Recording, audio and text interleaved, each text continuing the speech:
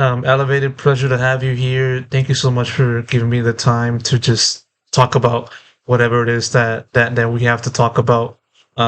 Just want to ask you just sort of the how are you doing? What's the life like for you since the end of VCT Pacific and just having to sort of recharge your batteries while also just looking out into what you want to do after that. Yeah, so I mean our season ended I guess late August, something like that. It's still a little bit of like a blur, kind of hard to remember.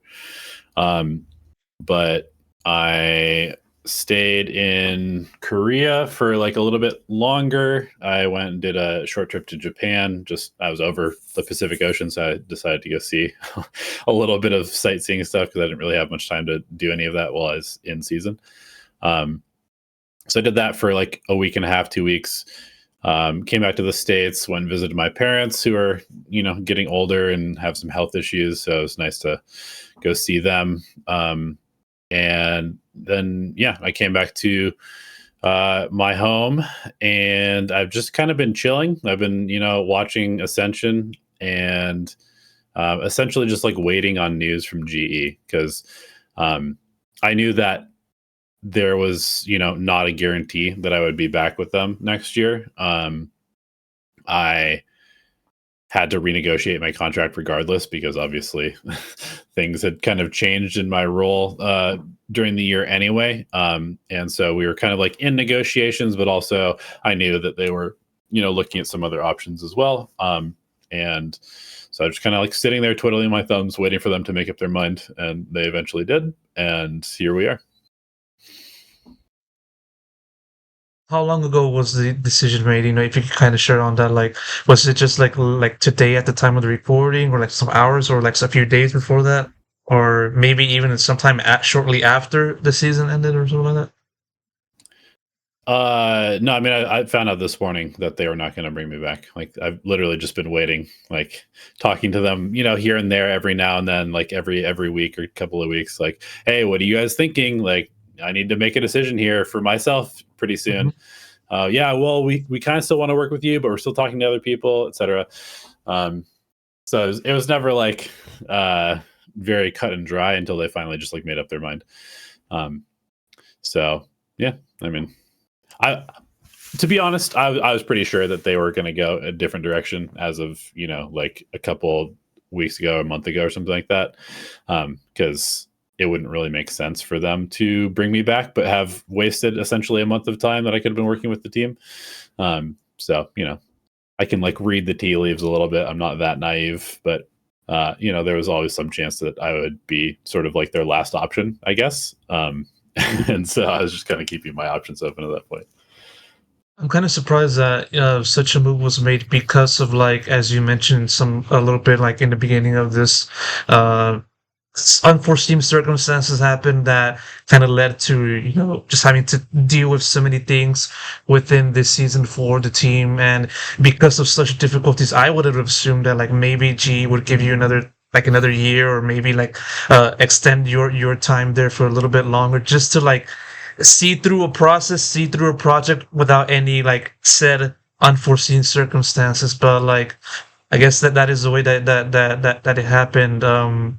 Were you even like, did you even like ask for like maybe like staying put as like a analyst or like a supporting staff to the incoming head coach or something like that? Yeah, so I mean, I guess the first thing that we should probably just get on the table is like the 2026 season is a big deal, especially for teams that have not had good performance so far in the league. Everything that Riot has been doing over the last couple of years has been pushing more and more towards like results being important for teams. You remember they initially had like a stipend for content creators, and then that was taken away, and that money was sort of shifted to if you make champs, then you get extra money, right? So winning incentives are kind of being pushed more and more by Riot. And so that need to win is part of the deal. Like if you want a spot, right? Like you have to also be performing in the league. It can't just be, oh, you're good on social media, oh, you're good with branding or whatever. You also have to be a good team. And GE has had a pretty bad run over the last 3 years. So, that pressure to win is always there for the org, and that was definitely something that we felt this year as well. That led to a few of the decisions that were made. I think it's also certainly motivating this decision as well to some extent, because I think they will eventually probably end up with maybe a bit more of a experienced name in the coaching role. I think they are also sort of going with I guess like slightly more proven commodity in that capacity would be my guess. And even when I was there this year, there were just moments at which where it was like, oh well, the pressure to win is like it's always like looming over the whole organization the whole time. I guess I can just kind of tell like a funny story, and Go ahead. I'm gonna preface all of this with just like, hopefully they don't get too mad at me. I'm not gonna air too much dirty laundry, but there were definitely some things that I probably will talk about that might make fans or even people at GE a little bit upset. But like, for example, I came into the head coaching role midway through stage number 1. Then we had the break between stage 1 and stage 2. And during that break, there was the EWC qualifiers, right? And so we're trying to figure out what the roster is for stage 2. And then like 3 days into the process, I get notified, oh, by the way, you're playing EWC qualifiers in like a week. Okay, cool. So I'll put together a team, right? We end up finalizing our roster. It was very, very quick because there was not a whole lot of time due to needing to apply for the Japanese visas for the players. So we had to like be super fast with the changes. We had a very small pool of players that we could pick from to make those changes with. And then we go to practice right away. And after 5 days of scrims, we're playing EWC qualifiers. And we did pretty well. We beat T1, we beat Talon, we lost to Paper X, we made it to playoffs, and we're playing against DRX. And, I'm just playing this as like, oh, these are just like glorified scrims. There should be zero expectation, right? We've been a team for 5 days playing against teams that have, been in the playoffs or even won stage 1. And so there's no way we should ever qualify for EWC. There's one slot, right? We're playing in Paper X, DRX, like, okay. And then all of a sudden we're going into playoffs and I'm getting like this extra pressure from management. Oh, it'd be really good for us if we could go to EWC. Like, we kind of need to win this. And I'm like, well, we have 5 days of practice and we've got 3 maps in our pool. So, let's temper the expectations a little bit. but even so, like I can see from their point of view, like, okay, even though we're not doing well in VCT Pacific and such is the case, but given how the team performed in the early parts of EWC qualifying, then maybe there's a chance there. So, since the opportunity is there, like they had much more motivation to at least like maybe give you that nudge, like, hey, so on and so forth. No, I mean, I can't like hate on them for feeling that way, but it's also just like that sort of like specter of like at any moment it's like, oh, every decision or every sort of like discussion is going to be, we have to win as soon as possible. Like it's mandatory for us to win as soon as possible. And so that's sort of like coloring a lot of things that are happening in the team. And so, that's just like a kind of a random anecdote where it's like, I don't think it would be anybody's expectation for a brand new team to be, qualifying for a huge LAN event with 5 days of practice. But it was for us because of this extra pressure to win. So, we gave DRX a good fight, but we had literally 1 day of practice on the 2 maps that we played against them. So unfortunately, experience wins out there. And I think like from that competition, it kind of gave you guys like a little bit like, hey, we know we can do, especially beating T1 and Talon, and we can kind of build on that, and we can just continue this momentum finally into stage 2. And obviously, like in that first match in stage 2, you guys took down RQ, big upset, and so there's plenty of like even more excitement, I assume, from the Yep. GE camp as to like what you guys can do. But then like going to the rest of the schedule, you lost the secret, and then you went through the Korean gauntlet, like Genji, Nongshim, DRX. You compound that with like, as you said, a little bit of time to practice, and even having to reset with a brand new squad. It just made it like a very steep hill to climb. You know, that kind of feel like for you. Yeah, I mean, it certainly was. Like we bombed out a kickoff, so we have no points and like no ability to make it to champs at the end of the year through that. We bomb out of stage one because our team is dysfunctional, and then so basically stage two, there's zero margin for error. So yeah, I mean, we came in with a good game plan. We beat RRQ. We had some really good ante against them. Obviously, they were coming off of like a kind of a grind with the Masters into EWC themselves. I was expecting to beat them simply based off of that. And obviously they bounced back pretty well from that for the rest of the stage, which was also expected. The secret loss was really kind of like the big one for me. And I knew it was going to happen, honestly, too, because like they changed the schedule between stage one and stage two. Instead of just being, one match per week, all of a sudden it's a super week to start. And so we beat RQ, and the next day at practice, normally I would give the guys a day off between stage one and or game and start of practice again. But obviously we're playing the day afterwards, so we have to go over some stuff and prep for a new team. And two of our players showed up late, and that never happened. And so I just knew like, oh, the guys have taken their foot off the gas after one win. That's not great. And so I, immediately called out the team, and I said, you guys, you can't take this lightly. Like, I know that Secret is supposed to be the worst team in our group, aside from, maybe us, according to pundits. And so you need to not lose the fire from one win. Like, we haven't done anything yet. Like, we've literally done nothing. We beat one team that was tired. So like, let's get our shit together. And then we came out, we didn't have our shit together. And, hats off to Secret too. Like, they were playing with a lot of fire. Obviously, Kelly S wanted revenge, and I'd say almost every single player on their team had like a life game in that particular series against us. I I was laughing with MCE about it later on in the year, but I'm pretty sure, I think it was Zespi. He had like 34 kills on Omen or something like that. And then I think for the rest of the year when he played Omen, he had like 34 kills or something, like something crazy like that. Like in total? Yeah. Yeah. Like literally in total, for the rest of the year when he played Omen. It was like, it might not have been quite that extreme, but it was like a pretty significant gap.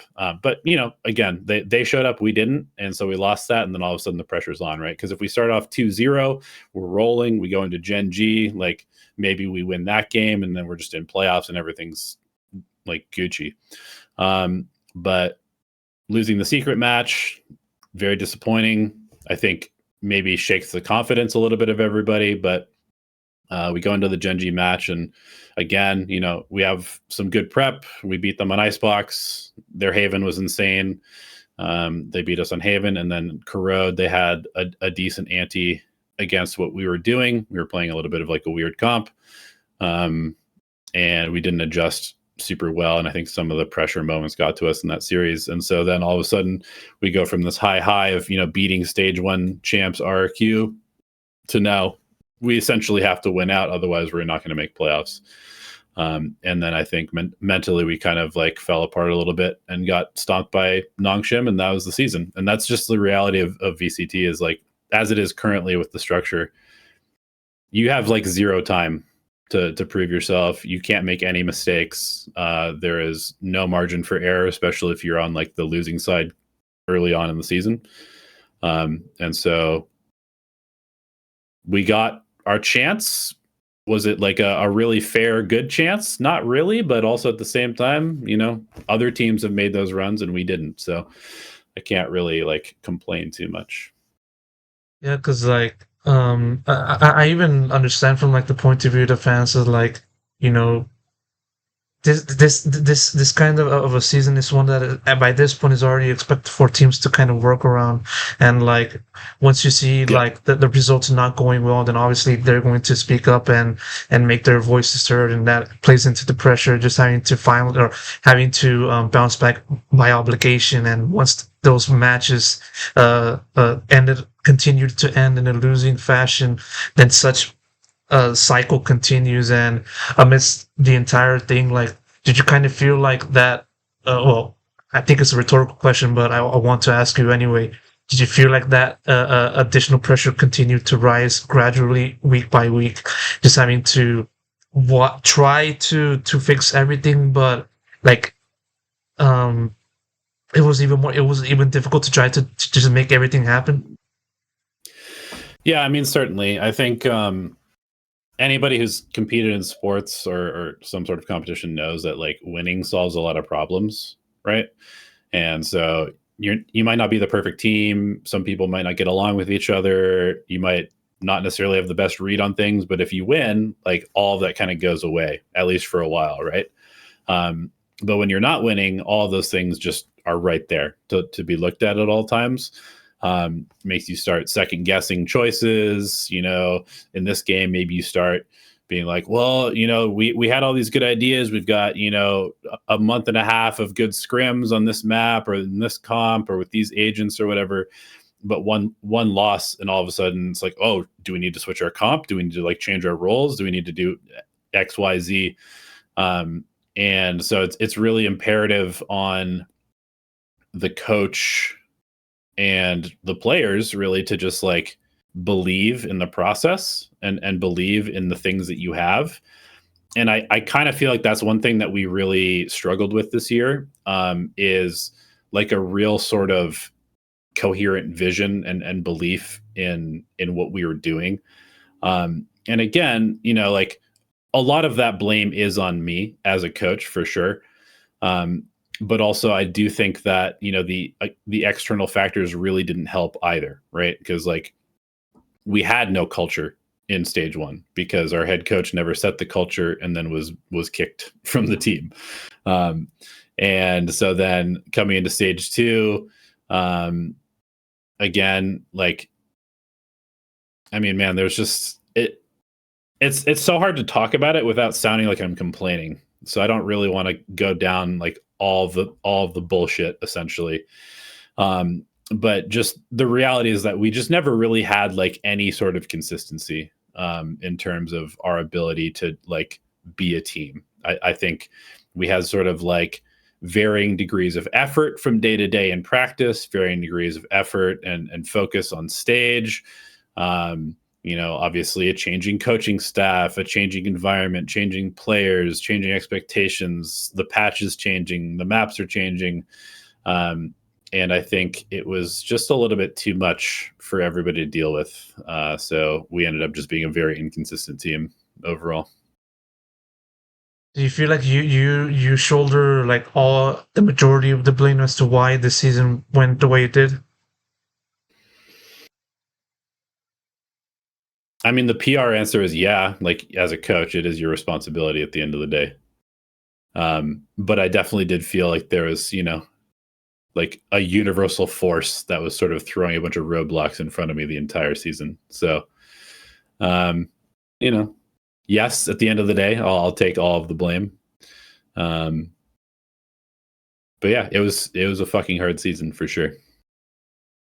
I mean, I guess we gotta now talk about like the elephant in the room, if I would say.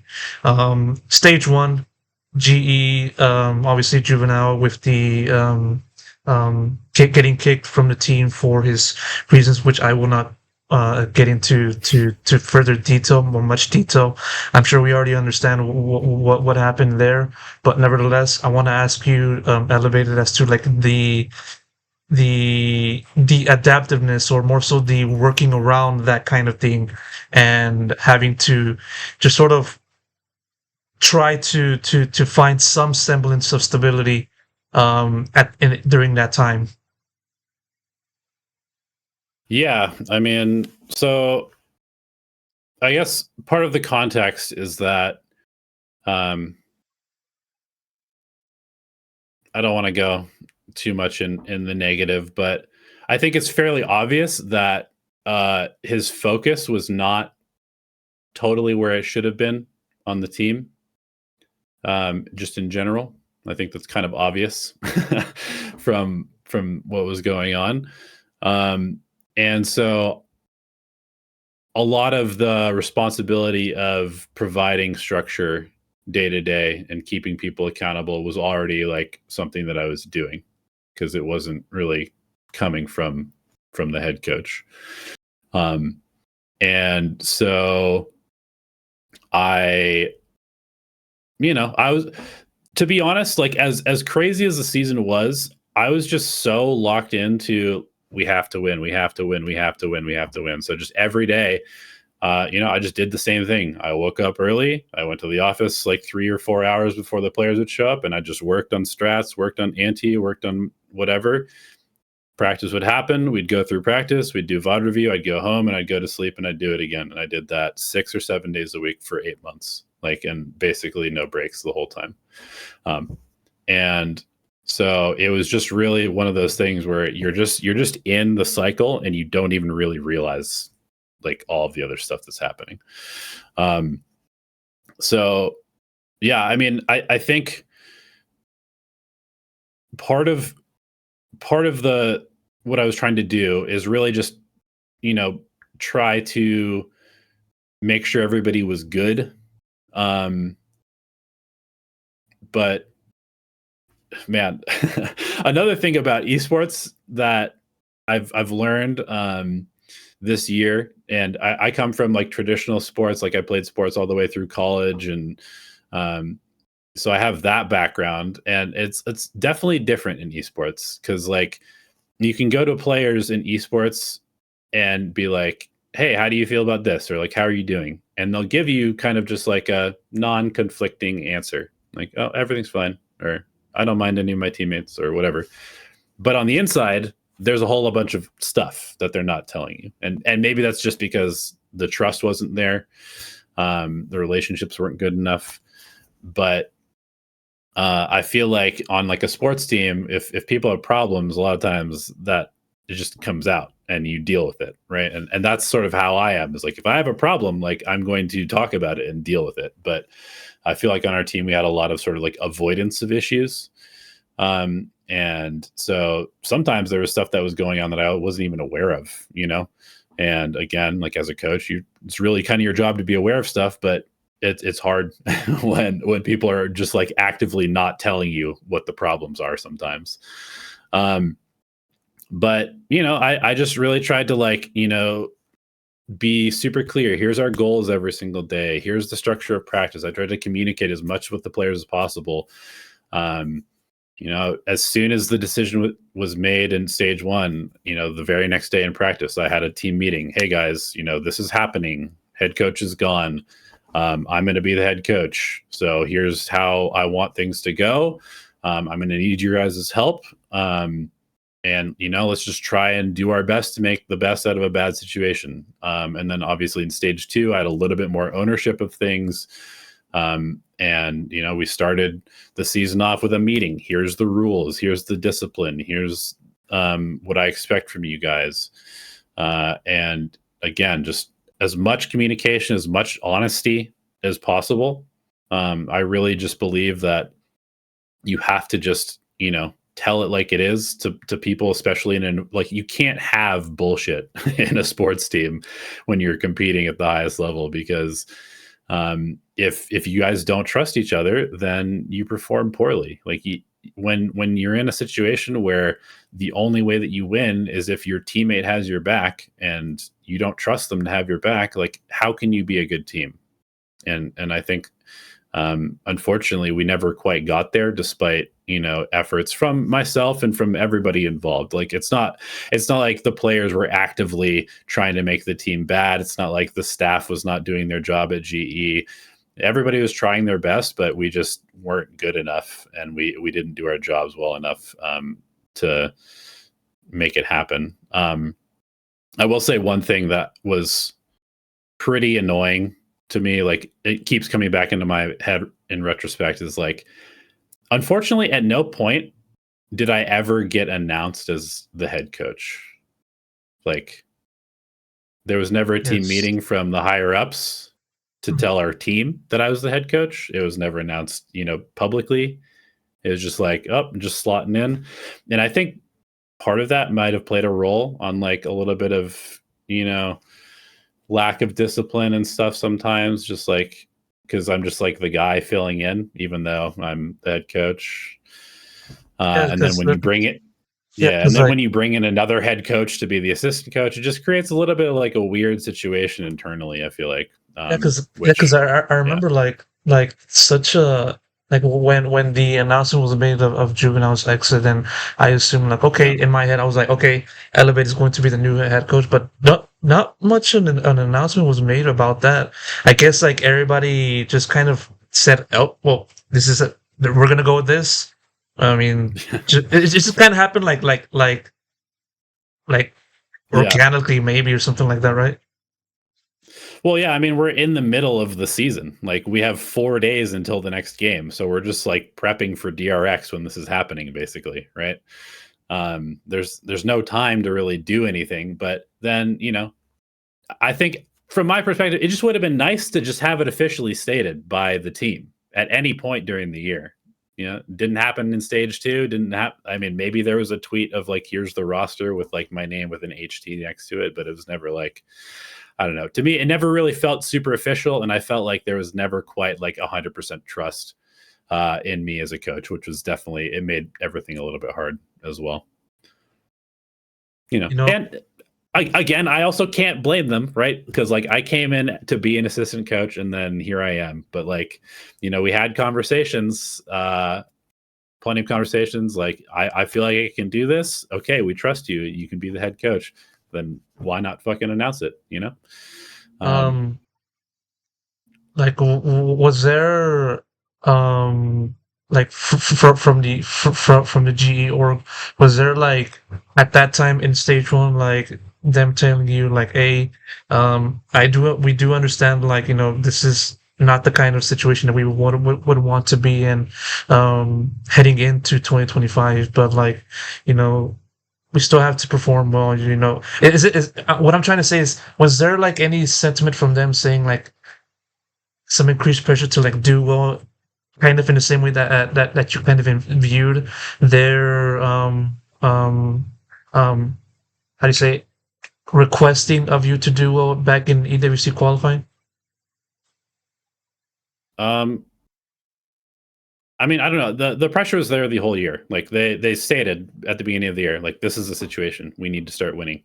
Like I understood that, right? Um, and I mean, to be perfectly honest, like that's all I was about the entire year. All I want to do is win. Like between stage one and stage two, I said, if you guys want to get a head coach, get a head coach. I just want to win. I don't care. Like you can make me the head coach. You can bring in a head coach. I just want to win. Whatever it takes to win. I don't care. And that was just my attitude the entire year. I don't care what happens as long as we're trying to win. Um, and and that was just my message to them the whole time because that's all I cared about. That was my message to the team the whole time.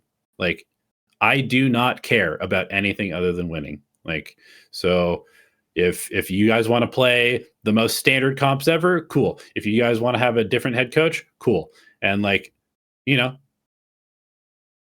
they said you're the head coach, so that's that's where we went from there. But yeah, at no point did my focus waver on what the goal was, and there's always the pressure of winning. And of course, like you're in a tier one league for these are the best teams in the world. We're in the hardest region in the world as well. There's just an immense amount of pressure. But if you don't like pressure and you're not cut out for handling stress and pressure, then this is not the career for you. I will tell you that. Like, this was by far the most stressful job I've ever had in my life, but also I loved it, right? I loved it. It was super fun to wake up every single day with like a singular purpose that I have some control over. I don't have all the control over it, but I have the ability to go out there and work as hard as possible to try and win every single day. So that's just what I did all year. Correct me if I'm wrong, but I believe back during stage one, it was just yourself as the coach, or did you not have like any like assistants or analysts by your side, just kind of helping you develop the strat book or anything of that nature? So yeah, I mean, we had uh, a sub, Derek, or Mark, Joachim, Patrick, who, um, and they would just be in the coaching booth with me. But yeah, it was just me, and Kelly S was taking a fairly active role in like making strats when he was IGLing stuff like that. Um, but yeah, it was basically just me, like making the playbooks and doing the ante and running everything. So yeah.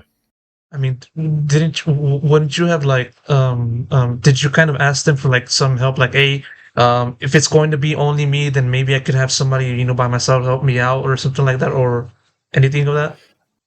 Well, I'm going to be honest. After my experience in kickoff in stage one, I didn't want any help. Mm, Um, Unfortunately, there's a lot of people in mentoring, leadership, coaching positions in esports that don't really know what they're doing. And again, coming from a sports perspective where I grew up being mentored by coaches, and there's a whole long lineage of coaches that know what they're doing in esports. We're not there yet. Um, we really are not. It's hard to tell who's good as a coach. It's really hard to tell who's good as a coach, and I think there's still a lot of coaches who are not that great in esports in general. Um, and I've seen a lot of fraudulent coaches over the years watching Dota, watching Valorant. Um, and so when I came into the team and I had a coach who's basically fucking the team for whatever reason, at that point, I'm like, okay, cool. I don't want to experiment right now. I have too much on my plate trying to fix this stage one season. I don't want to have to come up with a new working relationship with somebody that I don't know. And so, yeah, honestly, I didn't want any help. I was already doing a lot of the work beforehand, and then when I became the head coach, I just continued doing a lot of the work. And then going into stage two, I obviously wanted help. I asked for two specific things. I wanted a data analyst who understands how to work with data visualization statistics, which I got in Platoon, and I wanted a very experienced person who can help one-on-one mentor our IGL and also brings sort of more competitive experience than I have in esports, and I got that in MCE. So when I was able to pick my staff, I picked the exact people that I wanted to work with, essentially. And yeah, it was obviously helpful to have some other people to bounce ideas off at that point. I mean, yeah, like looking into just sort of as an observer, like, I mean, it kind of I viewed like the entire GE performance as to like very tough from the outset, and in a way, it's like, as you said, like the universe is just doing everything it possibly can to just keep you guys on the basement of the league. But like, I mean, I, I, I, I I believe that, like, later on down the line when people start to actually like look at how the season transpired, it's it's just that, like, um had you guys been able to be in the right position, not have any of the BS, and just be stable throughout the season, then we could have definitely seen plenty of the fruition of the potential that this team had going into the year. And what I'm trying to ask you this to ball it up together, to you elevated, is like, if it had everything like just been working without issue and all of that stuff, do you feel like this team could have gone to, like, contend for playoffs, fight for internationals, or you know what have you? Yeah, I mean, 100%. Even our kickoff and stage one roster. I told GE today, like when we were having the call where they're letting me go. I told them, I was like, honestly, I'm pretty sure that if we just hadn't swapped back to Patrick Hu from Darion, that we probably would have made playoffs. And this is not to blame Patrick, or Joachim by any means. I just think the inconsistency was the problem because like when we had our initial five and we had Patrick Hu and Udaton and Kelly S and Crystal and Poppy, we were owning people in scrims. We were really rounding into form coming into kickoff. We were ready to go, and then boom, the visa issue comes in. We have to shuffle our roles. We have to shuffle our roster. We have to bring in a new person, and we literally just crumple up 2 months of practice, throw it in the trash. Right? Obviously, some of our players had worked together, so we didn't lose everything, but the difference between one person, especially in a pivotal role like a duelist, for example, like the different personalities will completely change how the team functions and like the communications and stuff like that. And so we went from being a team that had a ton of potential to really kind of like trying to figure out who we are again. And so, we had a pretty bad performance in kickoff. We went right back into practicing for stage one, and we started to find our form. We had some maps that we were like, winning 90% of the time in scrims. We're ready to go. And then a week and a half, 2 weeks before the season starts, all of a sudden, Patrick Hu gets his visa. And we're like, what do we do? Right? He earned his spot. Should we bring him in? I don't know. And we had a team meeting, and I raised the concern that it's going to totally change the dynamics of the team again. Like we're gonna lose one of our best communicators in Darion if he subs out. He's really good vibes wise. He's got good stage experience, and it's going to totally change who we are as a team. But we voted on it as a team, and we went with Patrick Hu, and we were inconsistent as a result. It's like, again, I don't want to flame Mark or Patrick Hu. I don't want to flame him at all because he was a young, inexperienced kid who has a lot of skill. And he was really good on our team early on. And then he just had to sit at home for 2 months and lost all of that developmental time, all that time to build chemistry with the team. And then we throw him in, with a week and a half of practice or whatever into all these comps and stuff that he's never played before. And he's moved to a new country for the first time ever. And, he's adjusting to life in Korea and to being around, all these people he's never actually met before, basically, except online. And so, of course, we're going to be inconsistent. And it's like there's almost no option for us not to be inconsistent in that case. And so, like, I honestly believe that if we had just had the same 5 people playing, whether it was with Patrick Hu or Udaton or Darion or whoever, just 5 people consistently from the beginning of the year until the end of the year, we would have had much better results. Then in that case, then like looking back into just sort of the decision to bring back Joachim, Patrick Hu, then like what was the deciding factor that essentially made you guys pull the switch off? Was it just because like the potential that he had coming into it, and all that stuff, or was there another factor that played into it? Yeah, I mean, we all just remember how insane he was in trials on Neon. He was a Neon freak, right? He was insanely good in trials. He was insanely good in scrims. Like we could remember how good we were with him. And like I said, we just had a team vote. It was like everybody voted. I think it was like me and one other person were like kind of dissenting opinions. Maybe it's not a good idea. But I also couldn't fault us for wanting to give him a chance, right? Like he earned his spot. So I think he deserved a chance, even if it was potentially the wrong decision overall. Yeah, because like as you said, he's very young, still has a lot of career left in him, and he, as you said, also got into a new country, trying to fit everything in, and as you said, also trying to learn everything that was happening within the team while you guys were fine tuning yourselves ahead of stage one, and then by the time that he finally slotted into the match or the server for VCT Pacific, then yeah, we saw what happened there. And you mentioned about like his performance on Neon. He didn't play like any Neon at all in the server. I guess that's what it was in the meta as well. So like, I mean, plenty of layers there was just sort of into that part of the game. Obviously, that's not the main thing that like led to the team's overall performance, but like you know, I feel like just Well, one domino or something like that. yeah, and I mean, I guess to that point, because that's one question that I get all the time. Why didn't he play Neon? Like he was the Neon specialist. Why didn't he play Neon? And I'll just explain it. So we tried him out on Neon. Neon was super broken. Neon gets nerfed. We all talk about it. Is Neon still good? And we decide Neon's probably not that good anymore. And Patrick, who was part of this discussion, he said, like, I think she's still pretty good. But maybe we should look at some other duelists, right? So we decided to look at some other duelists. We start playing some more Rays. You know, I'm constantly pushing, hey, Yoru is going to be the best duelist in the game. We need to have Yoru player on our team.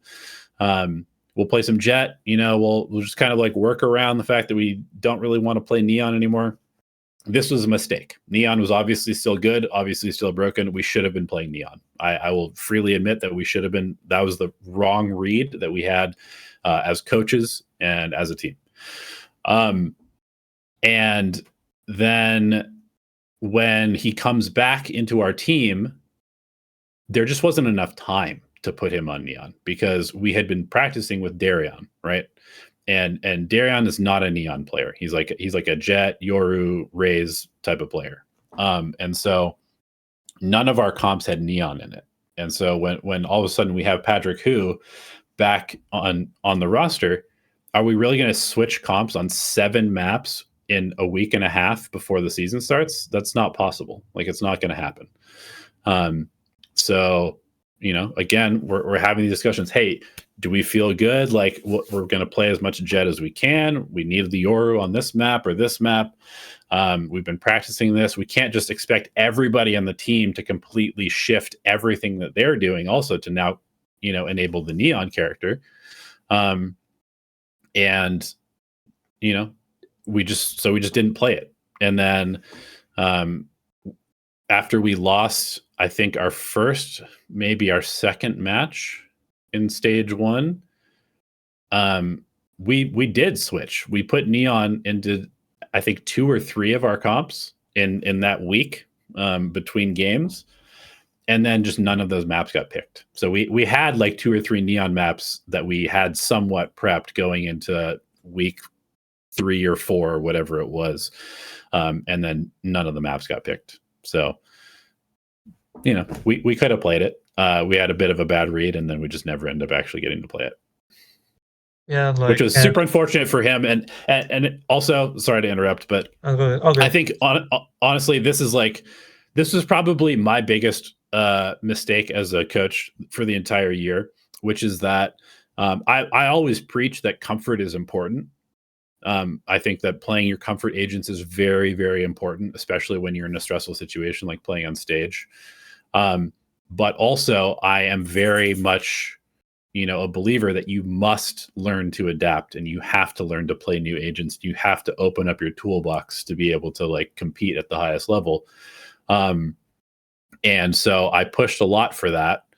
And I think in retrospect, we probably should have really leaned into comfort for this team in general, like for the whole year. We really should have just been as comfortable as possible because we were inexperienced and we needed that comfort, I think. And we did it for a lot of people on the team, but we didn't really necessarily do it for Patrick Hu, although we did play him on Jet a lot, which I think is his most played agent, not even Neon. And we tried to do it for as many people as possible. But I think, you know, looking back on the season, maybe it's just one of those spots where like, we know he's insane on Neon. Who cares if it's nerfed? Just put him on Neon on every map. Like it doesn't matter. Like it worked for Nongshim. It worked for, you know, X team, just putting their player on whatever agent they're good at. But again, it's one of those things where it's like we have the conversations. Hey, do you feel comfortable playing this comp? Do you feel comfortable on this agent? Yes. What am I supposed to do with that? You know, if it's an affirmative, yeah, we're good to go. Let's play. And then we're not actually good to go. Then it's too late to fix it at that point.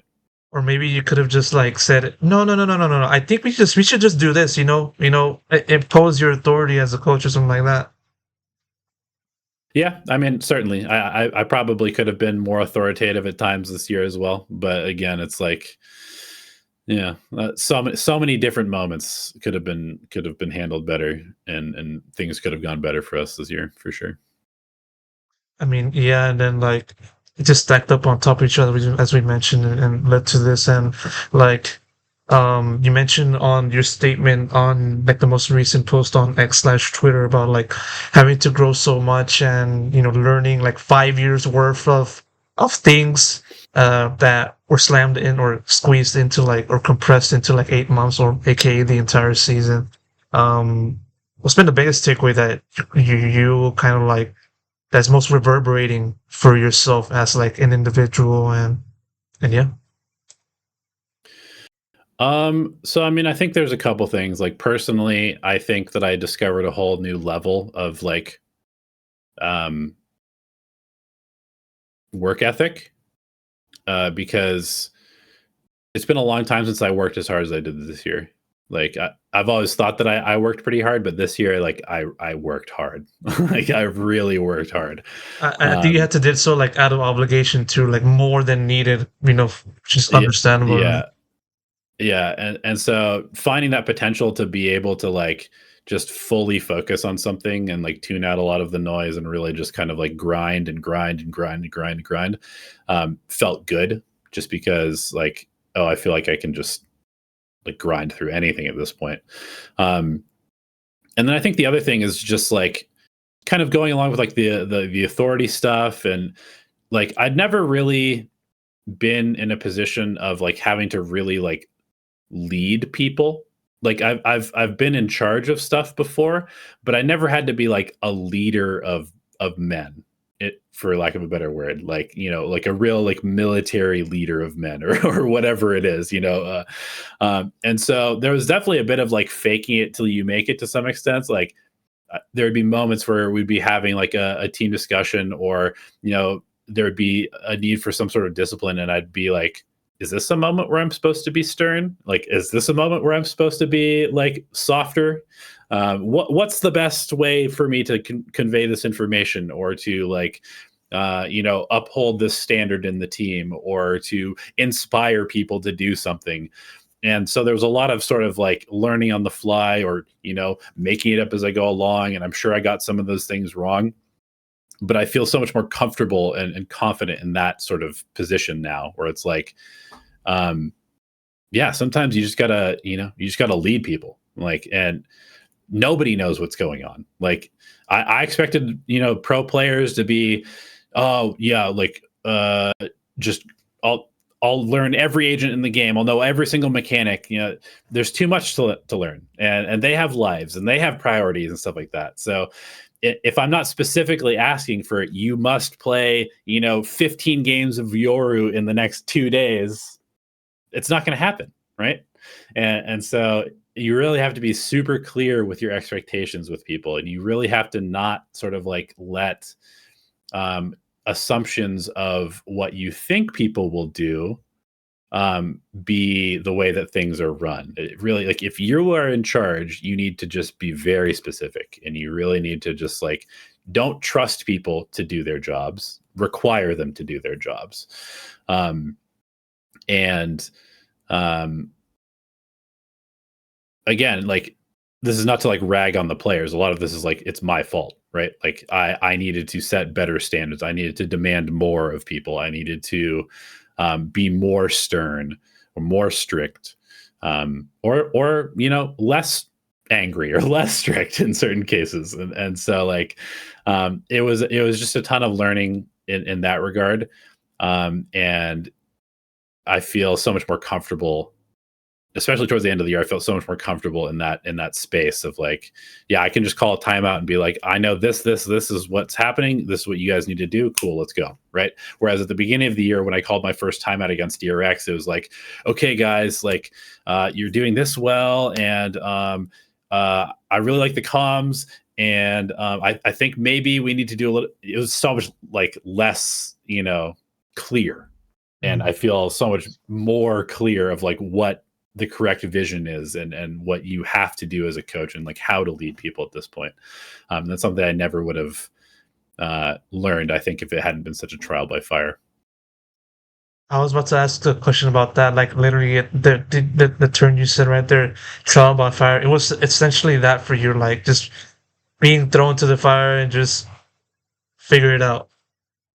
Yeah, yeah, it was, and like it really was just like an esports team, at least one that's not like a huge org, because there are like some pretty big orgs that are probably like they have a lot of structure, but in GE, we had like a couple managers, we had the team, and then the coaches. The GE like ownership group is they're in India, so they weren't there like day to day. So sometimes I come in like I gotta take out the trash. I gotta like make sure the office is clean because it's just not getting done for whatever reason, or like so it was a lot of just like I'm coming in. It's like a startup. What is the problem today? We have this regular job, which is coaching the Valorant team, but there's also like 5 other responsibilities that just need to be done today because it's a startup and there's like mission creep as as you sort of like work your way through things. So yeah, again, is one of those things where I just feel so much more comfortable in any sort of situation now. Like even if I don't work in esports anymore, if I go to like some company, I feel just so much more comfortable and just like working with other people and just what you have to do to make things happen and how you have to make things happen. I feel like people will look back on like this past season with GE and just kind of like blame a lot of it like on you and only you, and not really like think about like you know this team had a lot of things going on, and we can't just blame it all on the coach, or maybe like you do think like that, do you feel like that like that do you feel like that sentiment is kind of going to like carry over, from now to like the future as to like what happened this year? Do you feel like the public will pin all of the blame towards you, or do you feel like that's like inaccurate, inadequate, or what have you? Yeah, I mean, you're always going to have like the random haters that are just like, oh, you suck at your job, obviously. I think the overwhelming view from what I've seen, and I am terminally online, so I do read a lot of comments and stuff like that, is that people understand that the season was fucked, right? and GE as an org gets a lot of hate, a lot of it unnecessarily. Um, Maybe some of it deserved, but like they get a lot of hate in general. So they're always kind of like a lightning rod, maybe taking some of the blame away from me. And I certainly do deserve some of the blame. Um, and so I'm not going to shy away from that, but yeah, I would hope that it wouldn't like totally ruin my career having a bad season like this. It's definitely possible, esports is super harsh, right? And a lot of it is like, what have you done for me lately? And the reality is that I've done essentially nothing for you lately. Um, and so that may be what my legacy is in Valorant. It's definitely possible that people will just look at the results. Oh, okay, the team sucked. Coach must suck, etc. And I might not get another job. That's the reality of the situation. But I do think that, by putting myself out there a lot, and I tend to do that, I was very candid in all of our interviews this year, all the post-match scrums, every interview that I do, I just try and tell exactly like it is, exactly like I see things. And I think people do kind of understand me and where I'm coming from a little bit better because of that. And I think that's something I would like advise, people to do, is try to do your best to actually present the correct narrative. It's not like it's totally out of your control. You can make yourself as like clear as possible, given the chance, and you can even make chances for yourself. Like for example, me saying, "Hey, I'll take an interview." Right? I don't have to do this, but I want to because I want to be as honest as possible, and I want to, give the players the props and maybe some criticism that they deserve, and I want to give the org the props and the criticism that it deserves, and I want to, take accountability for the mistakes that I made, and also just kind of like, plead my case to some extent of like, here's all the stuff that I had to deal with, because the reality is that nothing is very black and white in really any sort of situation. And so there's various layers of blame, there's various circumstances, some people might not like this, but there's luck in Valorant. There's like quite a bit of luck in Valorant too, where you call the perfect strat and the other team just also calls the perfect strat, and you just run into their strat and lose. And it's like, well, unfortunately, that was on the last round of the map, right? Or unfortunately, that was on the round that suddenly snowballed the game or broke our mental or whatever. It's like sometimes you actually just get unlucky and things go poorly as a result. And obviously, you can kind of control luck by being prepared and all of this other stuff, but there's just so many factors that goes into performance. And so I have a huge amount of respect for the teams that are able to find consistent performance in this game. It's one of the reasons that I enjoyed and wanted to work with MC this year, is because it's obvious that he's had success over 5 different rosters at this point. He obviously knows what he's doing. There's other coaches that do know what they're doing in this game, and orgs that do know what they're doing. But also there's orgs that are getting unlucky, and there's also orgs that are, maybe not as good as other ones in terms of stuff, but they're all trying. Everybody's trying their best.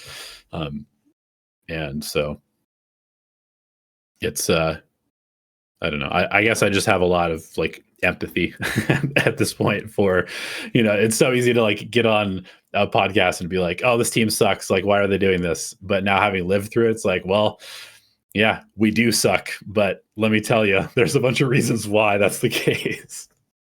And it's fair to say that you've gone through great detail in explaining, what kind of went wrong and your perspective on it for this conversation. Um, what I want to ask you now is like the future, where you kind of see yourself, next year or sometime after, or, what have you. Do you feel like teams should give you another shot, to whether it is tier 1, tier 2, or whatever, as to like being a coach or anything like that, because you've been able to go through, or you've been unfortunate to go through this, but at the same time you've been able to learn so much in a year like this. Yeah, I don't think teams should do anything. They're going to do it as in their best interest. Do I think that I have the potential to be a good asset to a team as a coach, whether as an assistant coach, head coach, analyst, anything? Yeah, of course I do. I believe in my abilities, and I was able to, despite all of the failures that we had this year, there were definitely moments of success and moments of like total validation of like an idea or a concept or a strategy, tested against the best region in the world. Like all this, again, that's the backdrop. Like, I feel like even as dysfunctional as our team was, if we were like in China, like we probably would have made playoffs. But unfortunately, we're in Pacific where every single team is good, basically. And so, I was able to sort of like be in the jungle and and try to have to like, survive and make my way out. But yeah, like, for the future, I want to keep coaching, and I want to keep coaching, not even necessarily because I want to like be a pro Valorant coach. I just really like working with young people, like on a team, or I just like working with people in general. Like working with people for a shared goal in a competitive environment is really fun for me.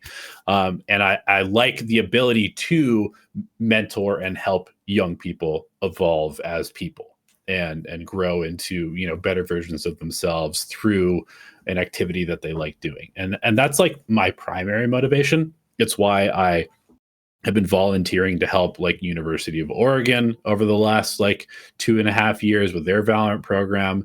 It's why I do like random AMAs with, prospective coaches or people on Twitter. It's like, I just want to share the stuff that I'm doing. I'm like an explorer. I'm just going out and like going into the wilderness and seeing what I can see, seeing what I can learn, and then bringing it back and sharing it with everybody else. Because what else is the point? And so I feel like that approach has served me pretty well. And I do hope that that approach will sort of like, offer me some more opportunities. And I think that it probably will. Um, if I'm not able to find another team, then also, so be it. Like I'm kind of at peace with whatever happens from here on out. I definitely would love to have another opportunity to prove that I am good at what I do, because I do believe that I am better than the results have shown. But also, if this is my legacy in Valorant esports, then it is what it is, and I'll be fine with that. I just don't know. I'm not one of those people that's like, I don't have like a 10 stage plan for my life. I just kind of like do stuff and then see what happens. So I guess I'm kind of in the see what happens stage right now.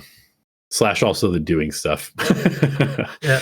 I mean, at the end of the day, we're just like all we can do is just move on and just look at the next challenge, whatever form it may be, and whatever and whenever it is presented in front of us. It's just up to us to take in the experiences of the past and use it for the improvement of ourselves in the future. And like, no doubt, I feel you're going to be able to go through that kind of thing somewhere in the future, whether it is very soon or sometime later down the line.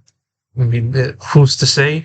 But at the very end of the day, we can say that you know we've been able to at least understand that you tried. That you did your best with all of the cards that you were dealt, and you, as I said, did your best to the best of your abilities. And that said, I don't think I have any more questions to ask you for this. So I'm just going to give a quick thank you, or another thank you to you, Elevated, for the opportunity, giving me the chance to ask you all of these questions for this season, and we can like officially close the book onto 2025 for yourself and move on to the next a year. So that said, though, one more thing to just put a bow onto all this.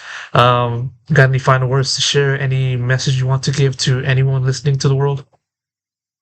I guess I'm just like overall grateful that I get to do this, like, and that I got to do this, even though it was hard and stuff. Like, I've been interested in competing in pro esports or video games for a long time, and so being a part of the VCT was super rewarding, and I think that's kind of what allowed me to continue to persevere without just totally crashing out or having like a meltdown this year, is because every single day, even when we're 1-4, when we're 0-3, whatever, I show up to like the arena, we go into the ready room, and I walk out on stage, and I get the same butterflies walking out on stage that I got at the beginning of the year or when I was like a kid playing sports. And so that was such a cool experience to be able to do that at the highest level, in another country. It's just such a rewarding experience to have been able to do that.